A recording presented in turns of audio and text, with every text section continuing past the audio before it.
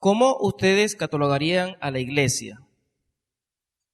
Cuando ustedes hablan de iglesia, ¿qué palabra se le viene o qué término se le viene a la mente cuando hablamos de iglesia? Ajá, familia, comunidad de creyentes. Sí, hermano, no están muy lejos de lo que en realidad es. Sí, la iglesia es eso, una comunidad de fe. Nosotros decimos iglesia sin ir tan profundo, sabemos que la iglesia es la comunidad de fe. Esto es la iglesia, nosotros somos la iglesia. Todos aquellos que han creído en Jesús como su Señor y Salvador, pasamos a formar parte de la iglesia. La iglesia es una comunidad. Por lo tanto, no existe tal cosa como el cristianismo individual, porque somos una comunidad. Y a diferencia de algún otro ente, organismo, una empresa, la iglesia viene siendo un cuerpo. También le hemos dado ese término. La iglesia es un cuerpo, una comunidad es un cuerpo. Y lo más importante dentro de la iglesia es la relación de las personas que forman ese cuerpo, esa comunidad. Esta relación debe ser preservada por encima de las diferencias de opinión, las diferencias de criterio, de crianza, de muchas cosas. Debe estar por encima. Debemos agotar todos los recursos para vivir y permanecer unidos como hermanos. Esto tiene que estar revestido de actitudes como el perdón, la tolerancia, la paciencia y el amor. Esto debe caracterizar a nuestras relaciones como hermanos, como iglesia, como la comunidad cristiana, los creyentes que somos. Y pensando y en el marco de lo que es la temática que venimos trabajando, en la enseñanza de enfocándonos en una iglesia establecida, también las relaciones tienen una importancia y una característica es la sana comunión fraternal. La sana comunión fraternal. De allí que hemos estado o he empezado hablando de la comunidad de fe, de la necesidad de mantenernos en el amor, la tolerancia, porque para poder mantener una sana comunión fraternal es necesario estos aspectos. Y para poder nosotros dar características de que tenemos una comunión bíblica es a través de estos aspectos. Y para que la iglesia tenga características bíblicas, entonces tiene que tener hermanos que tengan relaciones bíblicas. Entonces, mis hermanos, viendo esto, les invito para continuar tocando este tema tan importante como lo es enfocados en el establecimiento de una iglesia bíblica. Hoy vamos a tocar la característica sana comunión fraternal a través de un pasaje que está en 1 Corintios 12. Vamos a tocar los versículos 25 al 27. 1 Corintios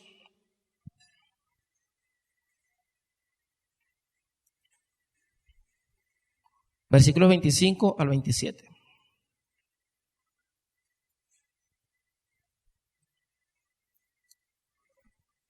¿Lo tenemos, mis hermanos?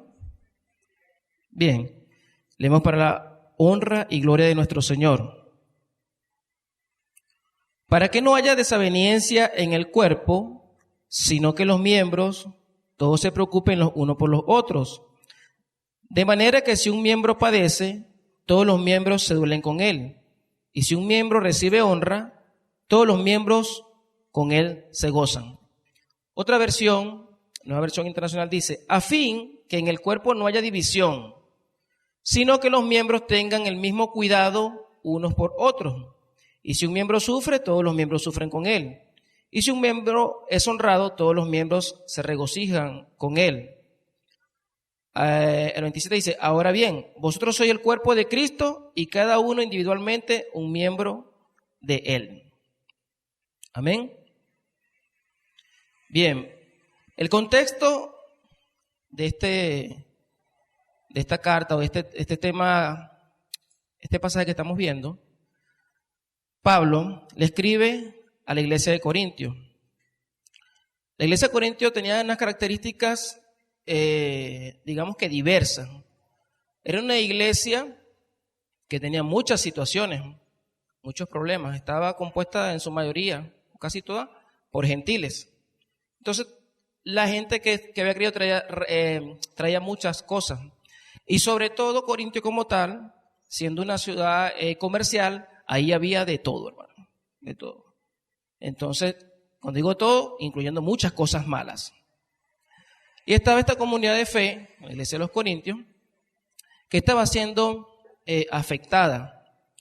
El contexto de este pasaje está en lo que Dios de alguna forma les aplaudió, por decirlo de una manera, que ellos tenían todos los dones. Esa iglesia podía decir que contaba con todos los dones para la edificación de la iglesia, pero no los sabía administrar, no los sabía utilizar. Los utilizaba con otras motivaciones, al punto de que creaban división entre los hermanos, al punto de que creaban incomodidad entre los hermanos. Entonces, teniendo toda esa cantidad de dones, pudiéndolo utilizar para lo que Dios nos dio los dones, más bien a ellos les producía algún tipo de división por la forma como lo utilizaban, por la forma como lo jerarquizaban. Entonces, Pablo en este contexto anterior le viene hablando de cómo Dios se encargó, a él fue que le plació, de colocar los dones. Y habla de las personas e ilustra esto como un cuerpo, donde todas las partes son importantes. Ilustra con un cuerpo donde todas las partes son importantes y que el que no había por qué sentirse inferior o superior, porque las partes que no eran muy vistosas o eran inferiores se veían apalancadas por lo que tenían más fuerza. Y por eso él hace esa ilustración del cuerpo. Nosotros necesitamos todas las partes del cuerpo. Y es lo que él quería transmitir, ilustrando la manera cómo debían ellos manejarse con los dones, con la capacidad, con la habilidad que Dios le había dado a cada uno para la edificación de la iglesia. Entonces, luego, él sigue hablando acerca de los dones, cómo deben administrarlos, y después entra en un terreno que tiene que ver con la motivación para aplicar los dones. Y es el capítulo 13 que habla completamente, habla del amor. Entonces, este pasaje no puede pasar desapercibido en este contexto, en la relación que tenemos los unos con los otros para edificación, y que la motivación de esas relaciones tienen que estar subordinadas al amor. Al amor. Es lo único que nos puede dar la fuerza para poder nosotros relacionarnos de la manera que Dios quiere que nos relacionemos, de la manera que Dios nos manda que nos relacionemos. Sin eso, hermano, no somos nada. Bien. Para que no haya desaveniencia en el cuerpo, sino que los miembros todos se preocupen los unos para los otros. Para que no haya división en el cuerpo. Esa desaveniencia tiene que ver con división. Pablo usa esta palabra división para referirse más a la iglesia en el cuerpo como tal. Como le decía la ilustración. El cuerpo físico creado por Dios o el cuerpo de Dios no puede crear división. Nosotros somos los que creamos división. Pero hermano, aun cuando Dios es el que rige las normas, cómo debemos nosotros conducirnos conforme a su palabra, nosotros somos muchas veces expertos y capaces de crear división en algo que Dios ya ha establecido. Así es, hermano. Entonces, lo que estaba pasando acá llevó a Pablo a recomendar. Esta carta se dice que fue una respuesta a algo que ya le habían hecho la iglesia de Corintios. Y él había enviado otras cartas, pero se habían perdido, por esta sí llegó. Entonces, él se encarga y afirma que dentro de la iglesia de Cristo no debían haber divisiones. Dice, para que no haya división en el cuerpo. Es de lo que ya viene hablando y explicando acerca de los dones espirituales, que de esa manera apoyándose unos a otros, esto no va a permitir que haya divisiones. Entonces, Pablo se esfuerza por mantener la unidad en el cuerpo de Cristo, que se mantenga la unidad a pesar de las múltiples diferencias que tienen la iglesia de Corintios a través de la situación con los dones. Y no solamente en la iglesia de Corintios, esto va hacia toda la iglesia en el mundo. Tiene un contexto más amplio donde las relaciones de los cristianos deben de ser de esa manera. Deben ser unas relaciones donde no debe haber división en el cuerpo. Entonces él dice seguidamente, si no, no debe haber relaciones, pero ¿por qué no debe haber relaciones? ¿O cómo debe ser? ¿Cómo debe ser la relación entonces? Sino que los miembros tengan la misma preocupación los unos por los otros.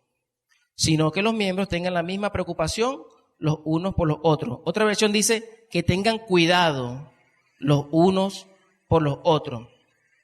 Los miembros de la iglesia se necesitan unos a otros para llevar a cabo la obra del Señor en forma efectiva. Esa es una de las cosas que tenemos que tener presente. La iglesia no puede ir si no es con todo lo que, con todas las partes del cuerpo para poder cumplir y de manera efectiva su misión. Eso es lo primero que tenemos que pensar. Nosotros no podemos pensar que aquí podemos ser cristianos, como le decía en algún momento, agentes libres. No, yo lo puedo hacer solo. Yo voy a conquistar las naciones. Yo voy a levantar iglesias. Y a lo mejor lo está pensando con la mejor disposición de hacer la misión, de cumplir la misión. Pero eso no se puede hacer solo. Dios cuando habla de iglesia, porque fue a la iglesia que le dio esa misión, es todas las personas, los que conforman la iglesia, la comunidad de fe. Por eso es que decía que no existe tal cosa como el cristianismo individual. Entonces, aún nosotros, queriendo hacer lo bueno, creamos divisiones. Creamos parcelas. Pero entonces, no estamos llamados a eso, sino que los miembros tengan la misma preocupación los unos por los otros. Porque muchas veces, cuando nosotros emprendemos algo, no nos está como importando mucho lo que puede darme un hermano, cómo me puede ayudar, cómo me puede edificar, cómo puede apalancar lo que debemos hacer juntos. Y usted dirá, hermano, pero eso está malo que yo quiera conquistar naciones solo. Sí, hermano, porque usted está actuando de una manera egoísta. Y el pecado, egoísmo. La raíz del pecado es el egoísmo. Cada vez que uno procede a pecar, a rebelarse contra Dios, eso está de una base de egoísmo, porque siempre buscamos el beneficio propio. Entonces a veces aún queriendo hacer lo bueno, aún queriendo nosotros desarrollar los dones o las relaciones dentro de la iglesia, podemos caer en eso, hermano, en afectar a algún hermano. Entonces dice, no, debemos preocuparnos, debemos procurar el cuidar los unos por los otros. Nadie en la iglesia debe de sufrir de abandono. Nadie, hermano. Nadie en la iglesia debe sufrir de abandono. El cuidado de uno por otros debe ser la marca de la comunidad cristiana.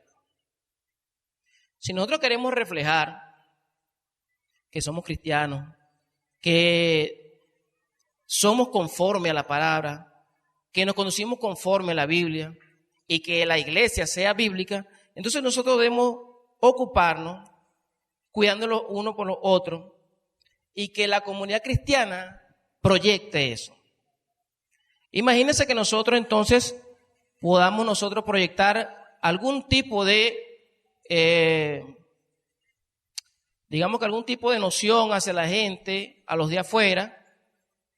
¿Cómo va a poder ser enaltecido el nombre de Dios? ¿Cómo va a ser enaltecido el evangelio si nosotros nos comportamos o no nos comportamos conforme a lo que Dios nos dice, que nos cuidemos, que tengamos relaciones sanas? Entonces, eso no va a glorificar a Dios, eso no va a glorificar su nombre. Y usted dirá, pero bueno, ¿cuándo nace esa relación? ¿Cuándo está, ¿cuál es la naturaleza de eso, hermano? Bueno, vamos a hablar de eso, hermano. Desde el momento que usted cree, usted forma parte de la familia de Dios. Alguien lo dijo por ahí, somos familia. Formamos parte de la familia de Dios. ¿Y por qué hablamos del término de familia? Bueno, allí en Juan 1:12 dice que más a todos los que recibieron, los que creyeron en su nombre, le dio la potestad de ser llamados hijos de Dios. Mi hermano, no hay nada más grande, más maravilloso que pertenecer a la familia de Dios, porque usted es hijo de Dios. O sea, usted es hijo del Dios Altísimo, del Dios Todopoderoso, del Dios grande, del Dios perdonador, del Dios maravilloso. Somos hijos de Dios. Pero dice en plural, les dio la potestad, les dio. Es un conglomerado, no es uno solo, usted no lo puede ver particular. Sí, lo que pasa es que la salvación es individual, sí, es particular, es correcto, hermano. Pero formamos parte de una comunidad. Pasamos a ser hechos hijos de Dios. Ahí la naturaleza ya de la comunidad, hermano. No solamente en creer, ya formamos parte de la comunidad universal. Cuando somos bautizados, por supuesto, ya somos agregados a una comunidad, ya alguna iglesia local. Pero del momento que creemos, ya nosotros formamos parte de la familia de Dios. Ya estamos llamados a tener relaciones, hermanos, relaciones comunitarias, con personas que comparten nuestra fe, que comparten los principios bíblicos, que comparten los mandatos que Dios nos ha dado. Entonces sí, hay una naturaleza acerca de las relaciones. Vemos muchísimos rasgos de por qué debemos relacionarnos. Cuando Jesús le da la oración o el modelo de oración a sus discípulos, ¿cómo comienza la oración? Padre nuestro. No me asusten, hermano. Padre nuestro, ¿verdad? Un padre, y dice nuestro, no dice Padre mío. Oren así, Padre mío, no, Padre nuestro. Habla también que hay una relación de comunidad. Formamos parte de una familia. De allí la naturaleza de que nosotros tenemos ya intrínseca, en el momento que creemos, una relación con una comunidad de fe. Ya tenemos esa relación de una comunidad de fe. Después vemos, cuando comienza la iglesia del primer siglo, en su apogeo, vemos todo lo que ellos practicaban, cómo lo hacían. Se mantenían firmes en la enseñanza de los apóstoles, en la comunión, en el partimiento del pan y la oración. Hay un tipo de coinonía entre ellos, de comunión. Entonces, eso era lo que debían practicar. De esa manera nosotros nos desarrollamos como iglesia, con relaciones. Y ahí en ese pasaje, hasta el 47, habla de todo lo que hacían. Tenían las cosas en común, compartían la comida. Entonces sí, hermano, hay una naturaleza y la Biblia nos muestra que debemos relacionarnos, que podemos relacionarnos. Pero sobre todo, hermano, es un mandato a relacionarnos. Es un mandato a que tenemos que relacionarnos. Entonces, todos los creyentes estaban juntos y tenían todo en común, vendían sus propiedades y posesiones, compartían sus bienes entre sí según la necesidad que cada uno. No dejaban de reunirse en el templo ni un solo día, de casa en casa partían el pan y compartían la comida con alegría y generosidad, alabando a Dios y disfrutando de la estima. Entonces, ellos, mis hermanos, tenían algo en común que los unía, habían creído, tenían una fe, que era ese vínculo, que solamente a través del amor podían ellos proceder. Por supuesto, el Espíritu Santo tiene su papel principal aquí, que es el que nos mueve también a nosotros para poder hacer el bien. Eso no es de nosotros, hermano, ese es don de Dios. Entonces, sabemos que tenemos entonces una naturaleza de relacionarnos. Debemos entonces preocuparnos. La relación no nada más queda ahí, en relacionarnos. Por eso es que viene Pablo y da este texto, este versículo clave allí, donde nos dice a qué profundidad debemos nosotros relacionarnos. ¿A qué profundidad debemos relacionarnos? ¿Por qué? Porque muchas personas piensan que las relaciones pueden ser superficiales. Y existen relaciones superficiales. Entre nosotros hay relaciones superficiales. Y esa es una verdad, hermano, es una realidad. ¿Por qué lo digo? Porque nosotros aquí mismo podemos hacer una evaluación y nosotros, si yo le pregunto el nombre de alguno de los hermanos, lo más seguro es que usted no sepa por lo menos un nombre de algún hermano. Es una evaluación rápida. Entonces ¿tendrá usted una relación profunda con alguien que ni siquiera se sabe el nombre? No, ¿verdad? Entonces por ahí comenzando. Y si seguimos con la parte con la que usted se relaciona, usted debe decir, usted se relaciona, usted me dice, bueno, yo me sé todos los nombres, hermano, y hasta el segundo nombre y el apellido. Ok, hermano, excelente. 20 puntos. Ajá, ¿y cómo usted se relaciona con todo? Oye, hermano, que no me da tiempo, tampoco yo puedo saludar a todos esos 100 hermanos el mismo día y escribirles en la semana. Hermano, nosotros tenemos, no voy a decir que preferencia, pero tenemos más afinidad con algunos hermanos que con otros. Eso es una realidad también.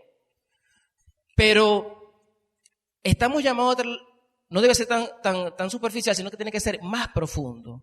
Tiene que ser, y a lo mejor tenemos un tipo de relación con los que sí tenemos algún tipo de afinidad, pero no son tan profundas. Solamente nos saludamos. A lo mejor comemos juntos, a los que les gusta compartir la comida. A lo mejor salimos a divertirnos, a lo mejor salimos de viaje.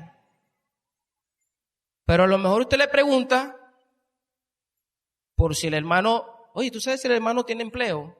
Y usted, oye, no sé, nosotros siempre salimos y compartimos. Debe tener real porque siempre salimos. Pero usted no sabe más allá de lo que tiene el hermano.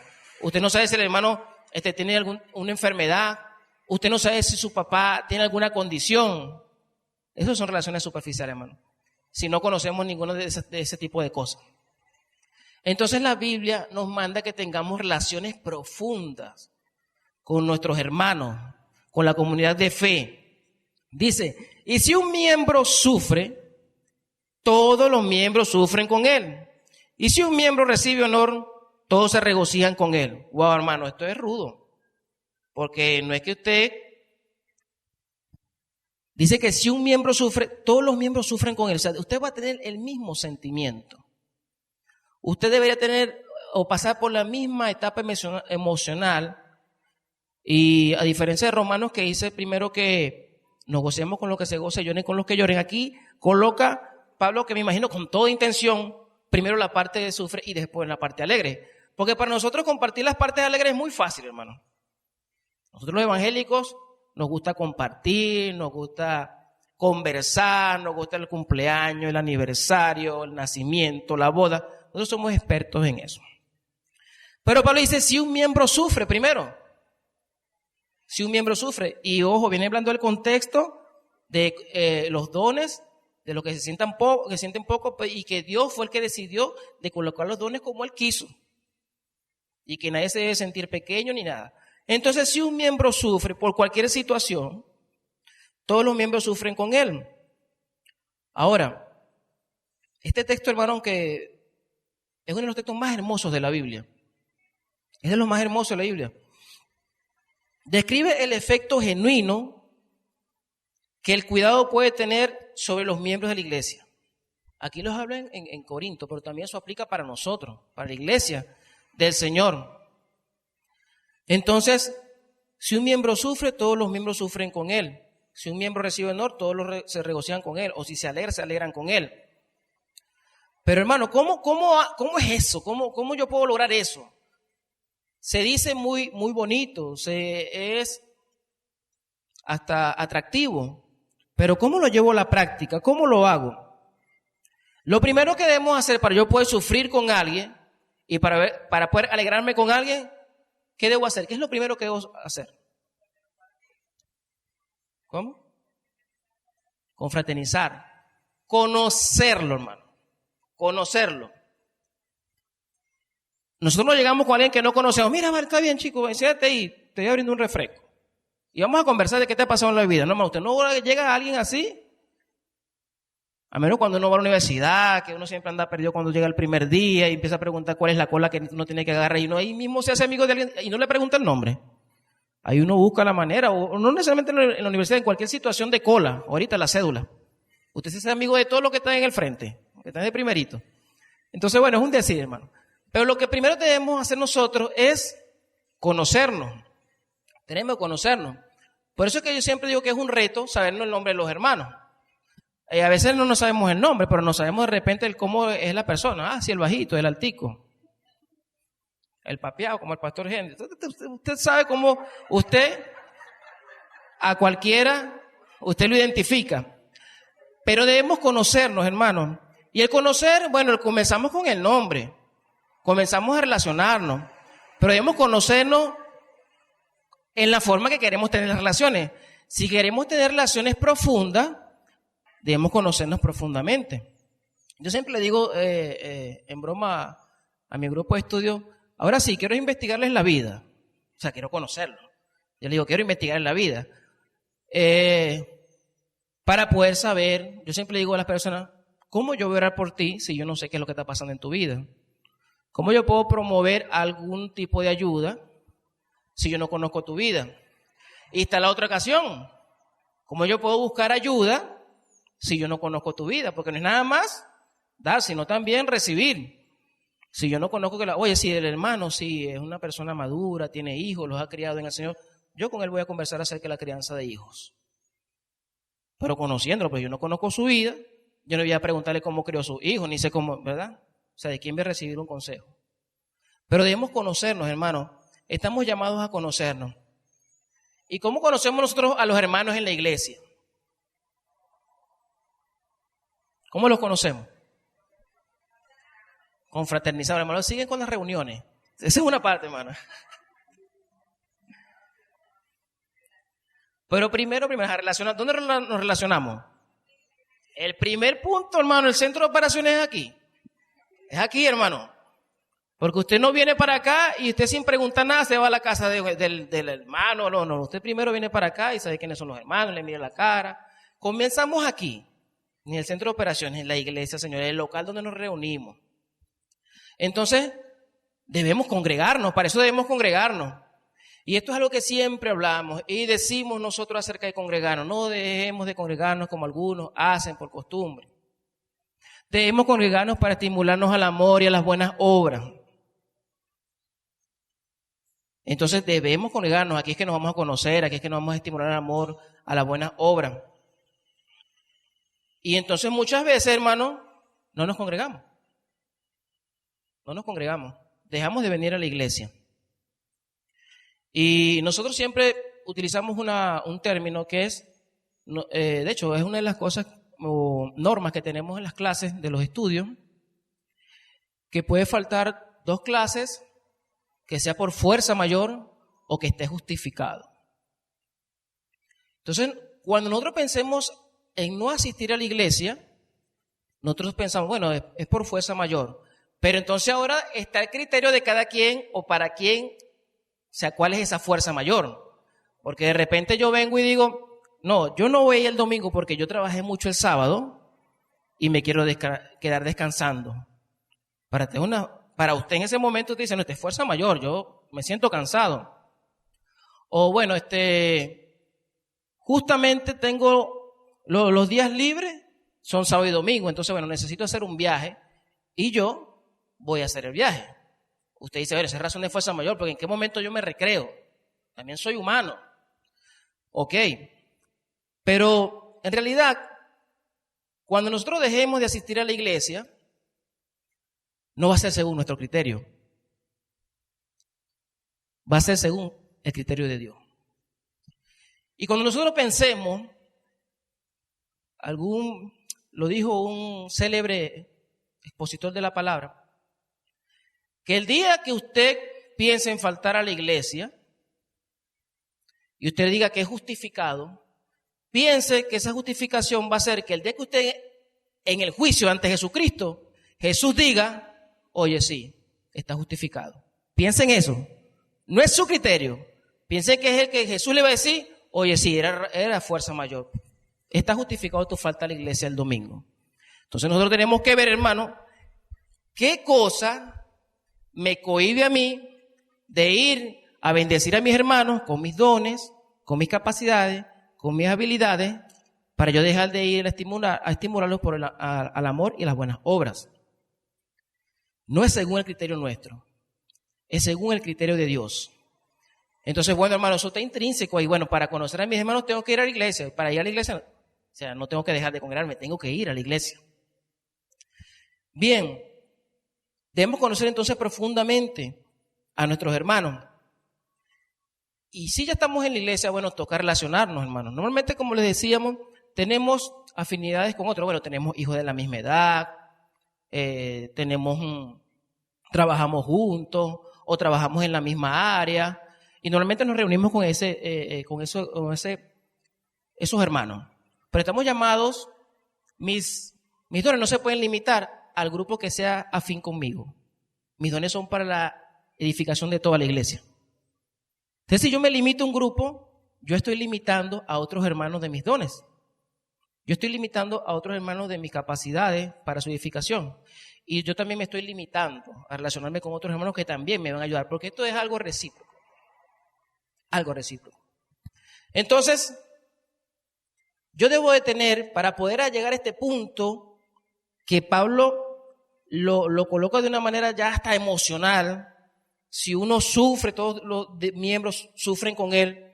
Dice algunos, dice los que trabajan lo mismo que yo, los que tienen los hijos de mi misma edad, todos debemos, esta palabra es importante, empatizar con ese hermano.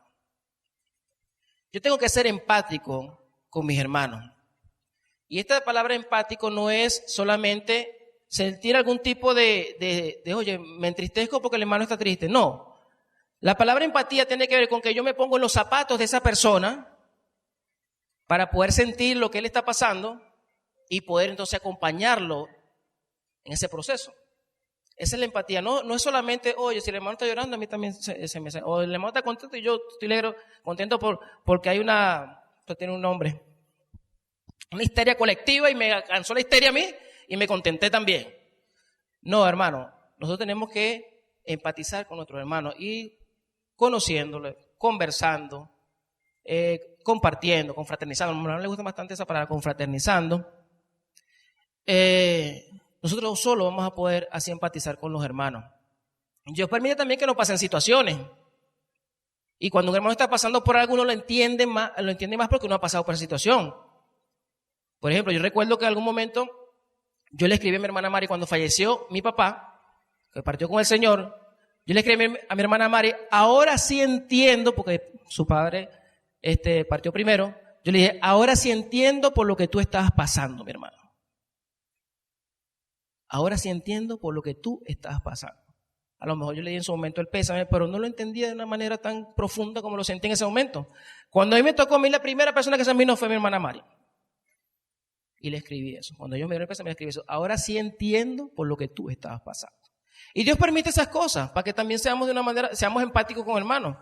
Y a lo mejor no es solamente la parte de la partida de un ser querido, de un familiar, sino a un hijo que se le fue a estudiar,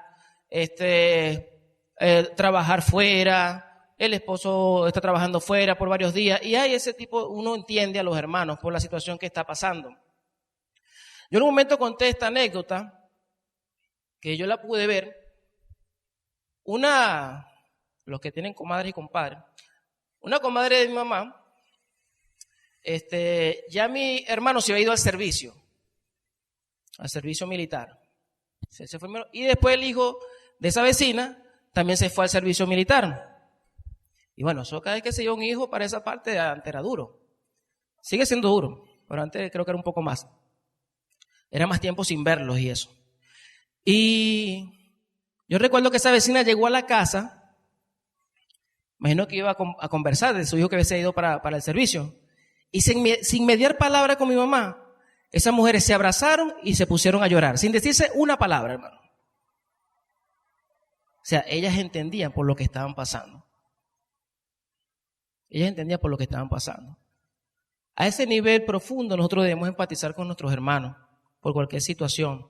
Y a lo mejor le digo, no es necesario que pasemos por ese tipo de situaciones, pero sí debemos estar prestos con ese amor que Dios nos ha dado, con ese amor que es el que nos identifica como cristianos, a poder atender a los hermanos, a poder empatizar con los hermanos, a poder sentirnos como ellos por lo que están pasando, acompañarlos, estar a su lado. Hay veces, hermano, que usted no necesita ni siquiera decir una palabra. El hermano se siente bien si usted está allí sentado y lo ve. A mí me ha pasado. Yo les contaba también aquella vez que yo siempre estaba acostumbrado a visitar a los enfermos. Entonces cuando nos tocó que nos enfermamos toditos, para mí fue una alegría cuando ya se apareció la hermana Grisel y Garlet, ¿fue que fueron ustedes? Y yo, wow, Señor, de verdad, no lo había sentido de esta manera. Eso fue tan... Igual después, cuando los muchachos vinieron enfermos, los hermanos pendientes, hermano, ¿será que podemos ir? Yo, bueno, hermano, no se vaya a contagiar la cuestión. Pero ahí, hermano, uno se siente, hermano, contento, ¿no? Y uno forma parte de esa comunidad que se interesa por nosotros. Entonces, sí, hermano, estamos llamados a eso, a empatizar, a poder acompañar, a estar allí con los hermanos que sufren, con los hermanos que se alegran también, por supuesto. Debemos compartir sus alegrías. Cuando hay alguna situación de enfermedad que normalmente los hermanos se recuperan, bueno, ahí también nos contentamos con ellos, los logros que tengan, académicos, por supuesto, familiares, en el trabajo, también nos contentamos.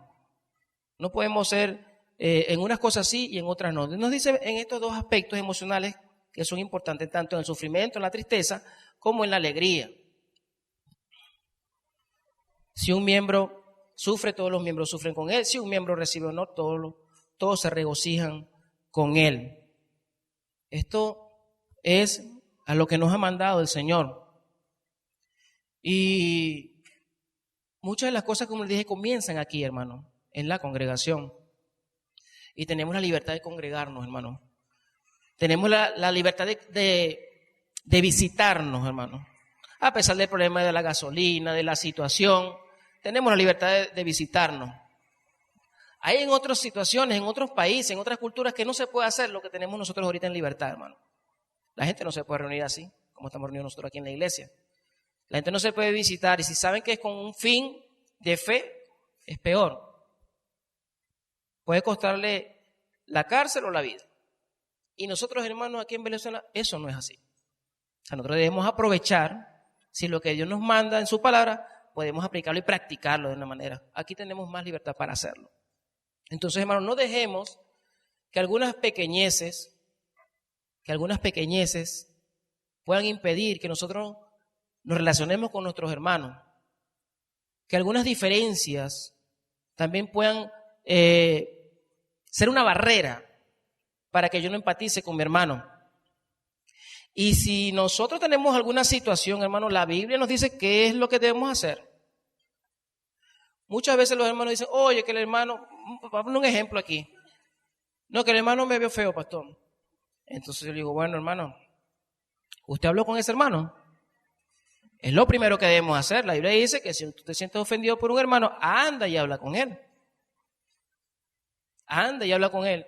Y lo otro es que si tú sientes o te recuerdas, dime tú, cuando vas a ofrendar y te recuerdas que tú has ofendido a alguien, no ofrendes, anda, pide perdón, arregla la situación con tu hermano y después viene y ofrenda. O sea, hay una situación, se pueden arreglar las cosas. Dios manda que nosotros debemos arreglar las cosas entre los hermanos. Entonces, no, cuando nos ponemos a ver, Dios nos deja desarmados, así como, oye, ¿qué excusa busco para ver mal al hermano? No podemos, hermano. No podemos. No podemos. Ya Dios nos amó.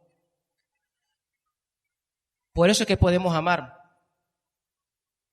Y dice, nosotros tenemos una relación vertical y horizontal. Una relación con Dios y la relación con nuestros hermanos. Y por supuesto, para que la relación con mis hermanos se pueda dar, yo debo tener una buena relación con Dios.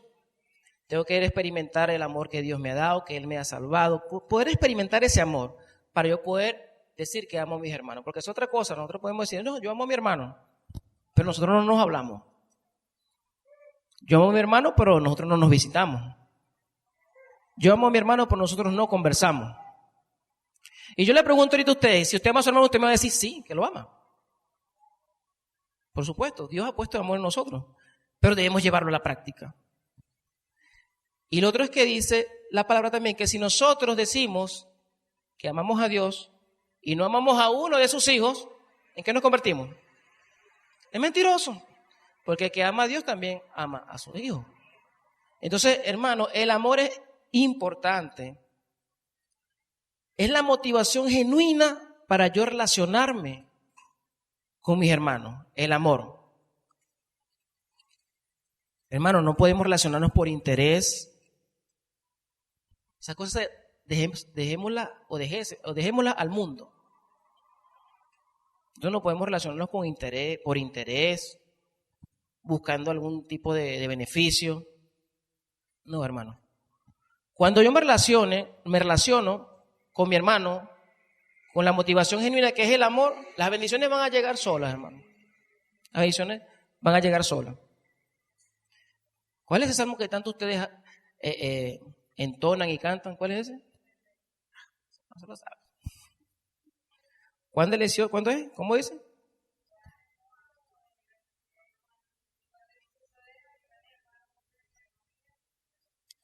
Allí envía Dios, ¿qué? Exacto, hermano. Las bendiciones salen. Usted no tiene que estar buscando bendiciones forzadas, coaccionadas. Cuando usted se relaciona con sus hermanos, con el principio genuino, la motivación genuina del amor, las bendiciones van a estar. ¿Y qué se pueden ver en la práctica? Por supuesto, hermano, se ven en la práctica. Cuando ahí está esa palabra tan importante o esa frase, los unos a los otros. Ahí se pone en práctica los unos a los otros. Amarnos los unos a los otros. Consolarnos los unos a los otros. Ayudarnos, practicar la misericordia. Hermano, por supuesto que sí podemos. Claro que se puede. Sí podemos empatizar con nuestros hermanos. Esto es clave para que nosotros podamos relacionarnos y poder dar evidencia que tenemos relaciones conforme a la voluntad de Dios. Relaciones bíblicas, con las motivaciones genuinas que tienen que ver con el amor. Y cuando Dios resume la ley, y no es que Dios quiera decir, mira, ve, ya son 2 mandamientos, no son 10. Sino cuando dice la ley se resume en amarás a Dios con toda tu fuerza y después dice amarás a tu prójimo como a ti mismo, ¿verdad? Solo que los primeros 4 mandamientos están basados en el amor hacia Dios y los demás mandamientos están basados en el amor hacia mi prójimo. Pues si yo amo a mi prójimo, yo no voy a robar, yo no voy a adulterar, yo no voy a envidiar. Entonces por eso es que Cristo lo resume así. No vaya a pensar que quitó 8 y ahora son 2. No, se resume la ley en eso. De esa manera. Pero entonces después viene Jesús y le pone o la guinda del pastel o la vara un poquito más alta. Ama a tu prójimo. ¿Cómo? Como yo lo he amado. Y ahí le pone entonces un poquito más a la vara. Ya no es como a mí mismo, sino como yo lo he amado. Entonces, claro, ¿qué le está mostrando él? De que su amor fue un amor sacrificial. El amor por mi hermano debe ser un amor sacrificial. Al momento de compartir, al momento de atenderlo, al momento de socorrerlo, al momento de visitarlo. Muchas veces pensamos, oye, no, la gasolina, o oye, ya es tarde, o no, yo no salgo a esta hora.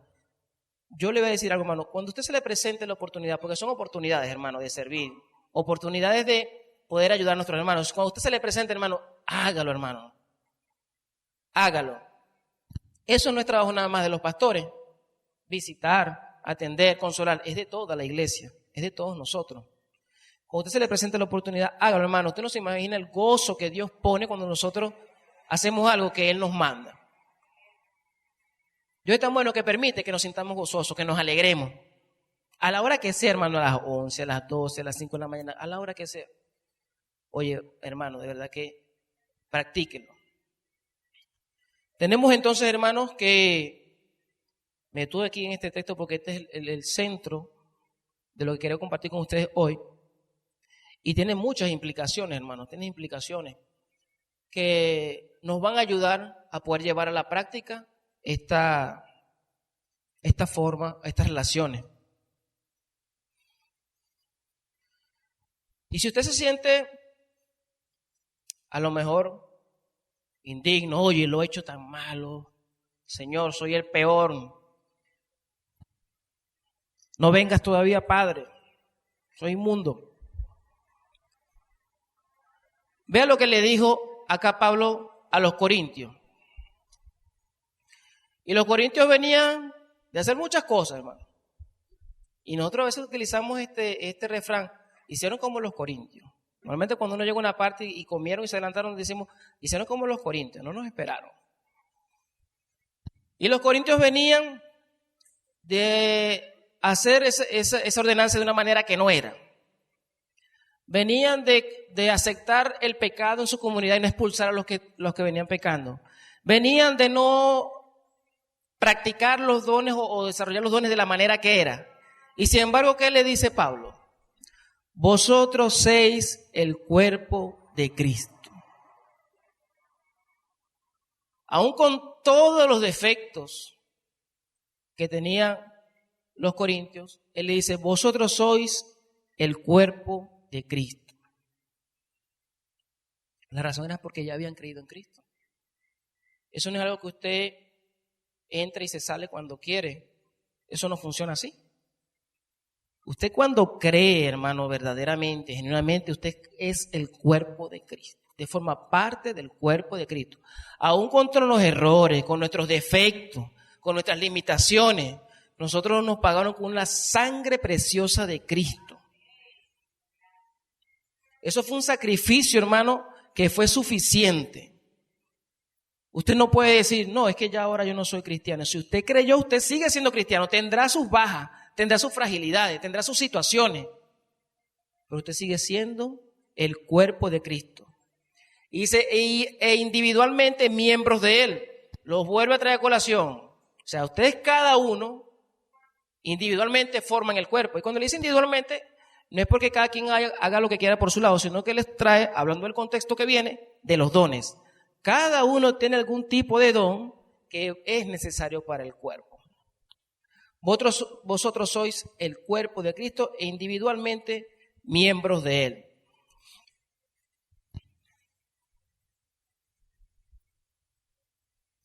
Dice el cuerpo de Cristo.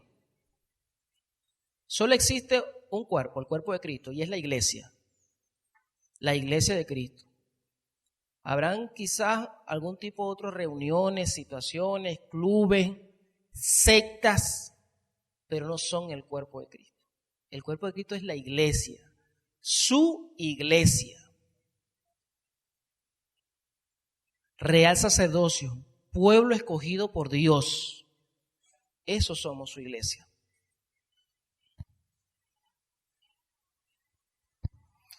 No tenemos información del tamaño de la congregación de Corinto, pero Pablo afirma que cada individuo es parte del cuerpo de Cristo. Al hablar así, Pablo subraya la individualidad de los miembros, le decía, porque cada uno ha recibido un don diferente del Señor. Con estos dones y funciones a su disposición, todos los miembros contribuyen juntos al bienestar de la comunidad cristiana.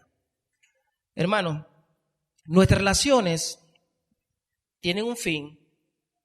Nuestras relaciones tienen un fin, no son relaciones triviales como son en otras partes. No, nuestras relaciones tienen un fin. Edificarnos. Tienen un fin, amarnos. Tienen un fin, Señor, que podamos nosotros practicar el amor que Dios ya ha tenido por nosotros. Hay muchas implicaciones en cuanto de cómo yo puedo o puedo llevar a la práctica esto de los unos por los otros o de empatizar con mi hermano. Por supuesto, todo parte desde aquí, hermano, desde la congregación y después hacia las otras áreas. Los grupos pequeños, hermano, nosotros no podemos tener relaciones.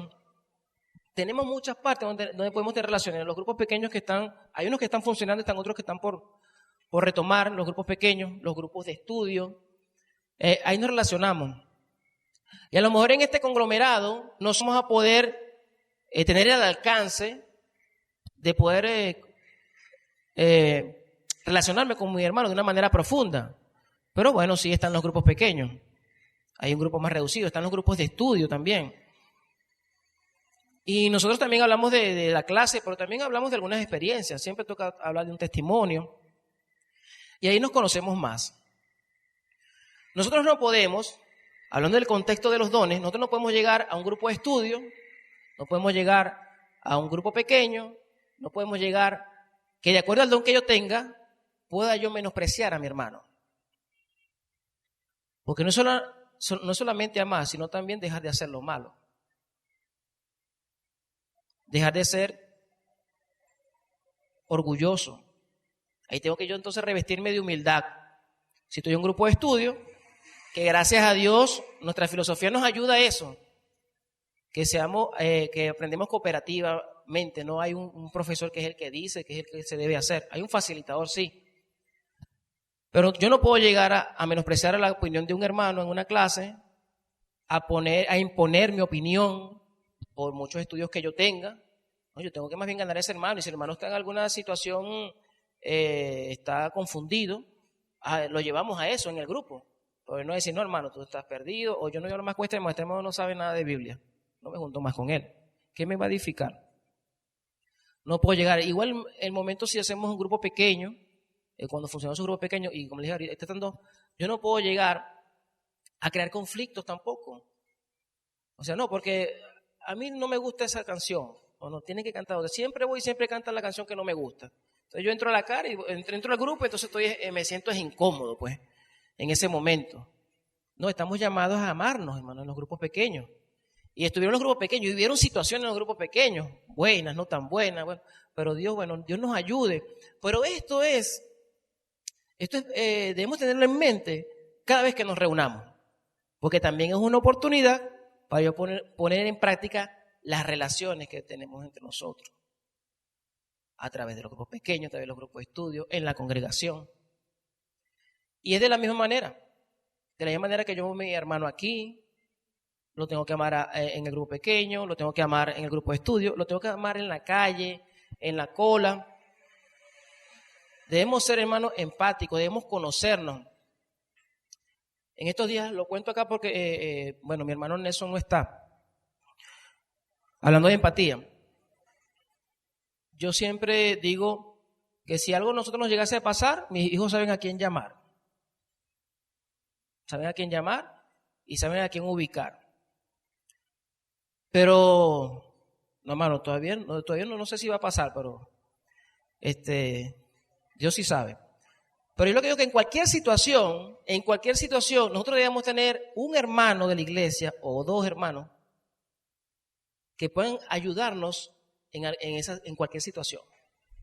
Si tenemos familia, hermano, sí es verdad, los que tenemos familia cerca, perfecto. Pero si hay una situación donde toda la familia está ocupada, cuando yo fui a darle el pésame a la hermana Zuleima por la partida de su primo, fui hasta la funeraria, ahí quisimos acompañarla, pero bueno, dieron algunas limitaciones y solo tocó nada más ir en ese momento. De hecho, ellos tuvieron poco tiempo en la funeraria. Cuando yo llegué, el hermano Nelson tenía que estar en una cola de gasolina porque si no le quitaban el cupo a la gasolina. Él estuvo un momento, pero tuvo que irse. Yo le pregunto a Zuleima por los niños.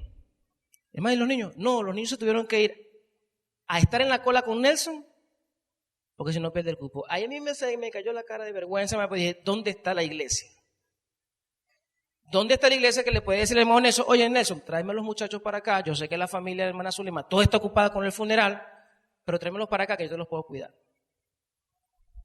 Y así, hermano, así es la practicidad de saber en cualquier situación cómo puedo ayudar a mi hermano. Hay muchos hermanos que siempre llaman, hermano, estoy a la orden. Y oye, gloria a Dios por esos hermanos. Hermano, estoy a la orden, cualquier cosa.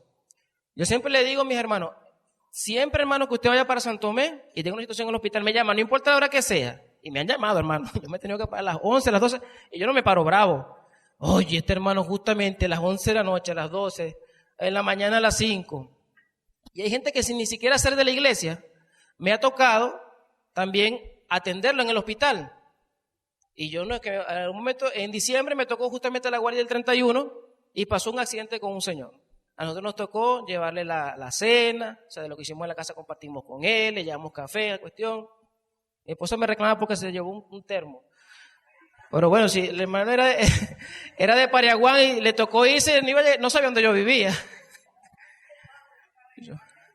Yo le dije, bueno, nosotros disfrutamos, ahora les toca a ellos disfrutarlo. Pues.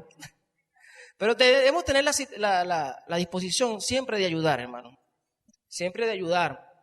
Y, oye, Dios le pone un gozo a uno. Yo también he sido, por supuesto, partícipe de la ayuda de mis hermanos. Y eso de verdad que eso se siente, hermano. Uno le da una alegría cuando tiene un hermano que te llama, ¿cómo estás? ¿Cómo te ha ido? ¿Cómo sigue? Estoy aquí a la orden. Oye, eso de verdad es de mucha ayuda. Y eso es lo que manda el Señor. Eso es lo que manda nuestro Dios. Las relaciones profundas las podemos construir, hermano. Las podemos construir. Empezamos por acá. Seguimos después en los estudios, en los grupos de estudio. Si no, hermano, después toca visitar. Hay hermanos que yo he invitado a un café y todavía no me lo han aceptado. Bueno, yo espero que algún día me lo acepten. Y así les investigo la vida. Así los conozco, hermano, así los conozco más. Así los conocemos más, hermano.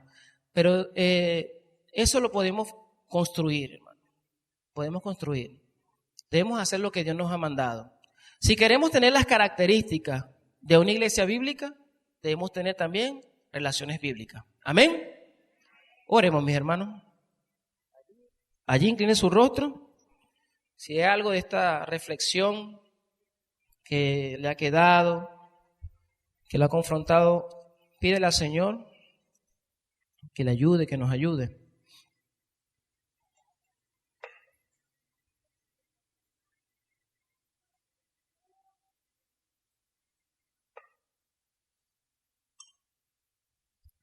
Padre amado, bendecimos tu santo nombre. Gracias, Señor, por tu palabra, que es viva, que es eficaz. Gracias, Señor, porque a ti no se te escapa nada, Dios. Tú eres así, tú eres el Dios todopoderoso. Tú estás al control de todo. Tú eres eterno. Tú, Señor, sabes todas las cosas. Tú eres el principio y el fin. Tú conoces nuestros corazones. Tú sabías de antes de la fundación del mundo acerca de tu iglesia, de cada creyente que está aquí hoy, esta mañana, y de cada creyente, Señor, que está alrededor del mundo. Tú sabías, Señor, las situaciones que se iban a presentar. Por eso nos dejaste tu palabra, que es la que nos conduce, nos orienta para cómo debemos, Señor, ser. Nosotros, Señor, con esta serie de temas queremos parecernos lo más a una iglesia bíblica. Y esta parte, Señor, es importantísima acerca de nuestras relaciones, Dios. Ayúdanos, Padre, a revestirnos de tu amor, de humildad, para poder, Señor, cumplir lo que tú has mandado, para poder poner en práctica, Señor, lo que va a beneficiar a mi hermano, para que tu nombre sea exaltado y glorificado cuando la gente de afuera vea cómo nosotros nos relacionamos, cómo nos comportamos, y que tu evangelio, Señor, pueda llegar a sus vidas por nuestro testimonio. Ayúdanos, Señor, si no lo hemos estado haciendo. Perdónanos. Queremos hacer lo que tú, Señor, nos demandas en tu palabra. Los primeros beneficiarios de esto somos nosotros, Señor. Y por supuesto tú eres glorificado a través de nuestras acciones, a través, Señor, de cómo nos conducimos. A través de cada paso que damos en este mundo, la gente nos mira.